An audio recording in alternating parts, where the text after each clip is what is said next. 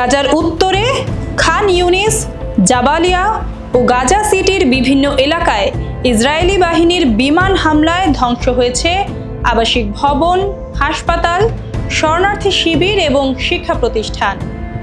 ধুলোর স্তূপে পরিণত হয়েছে জনবসতিপূর্ণ এলাকাগুলো।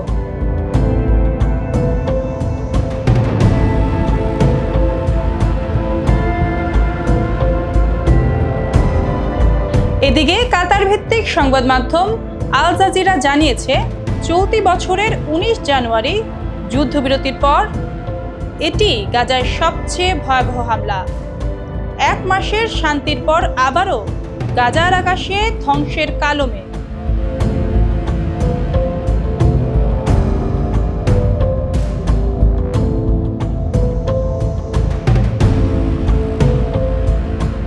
হামাস বলছে ইসরায়েল একতরফাভাবে যুদ্ধবিরতি চুক্তি লঙ্ঘন করেছে।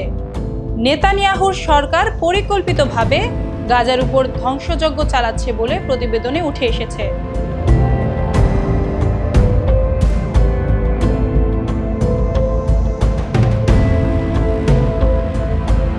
এই হামলার পেছনে যুক্তরাষ্ট্রের পরোক্ষ সমর্থনের অভিযোগ উঠেছে। হোয়াইট হাউসের প্রেস সেক্রেটারি ক্যারোলিন লেভিট জানিয়েছেন, ইসরায়েল গাজায় হামলার আগে মার্কিন প্রেসিডেন্ট ডোনাল্ড ট্রাম্পের প্রশাসনের সঙ্গে আলোচনা করেছেন। প্রেসিডেন্ট ট্রাম্প স্পষ্ট করেছেন, হামাস, হুতি বিদ্রোহী ও ইরান শুধু ইসরায়েলের শত্রু নয়, বরং যুক্তরাষ্ট্রেরও শত্রু, এমনটাই মন্তব্য করেন লেভিট। এদিকে ট্রাম্প নিজেও প্রকাশ্যে বলেছেন, হামাস যদি দ্রুত জিম্মিদের মুক্তি না দেয় তাহলে তাদের উপর নরক ভেঙে পড়বে। তবে কি এখনকার এই হামলা তারই প্রতিফলন?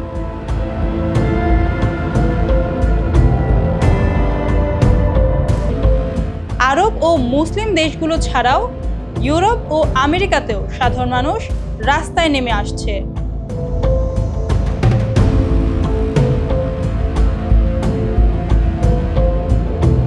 বিশ্লেষকরা বলছেন, এই সংঘাত দ্রুত বন্ধ না হলে একটি আরও ভয়াবহ আকার ধারণ করতে পারে।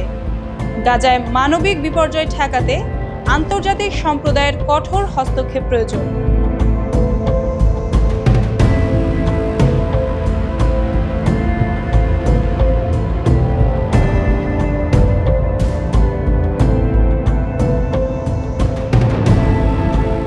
মাসের যুদ্ধবিরতির পর আবারও আগ্রাসনের শিকার গাজার নিরীহ মানুষ।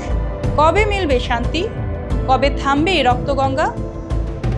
Masuda Eva, news desk, Quraish news.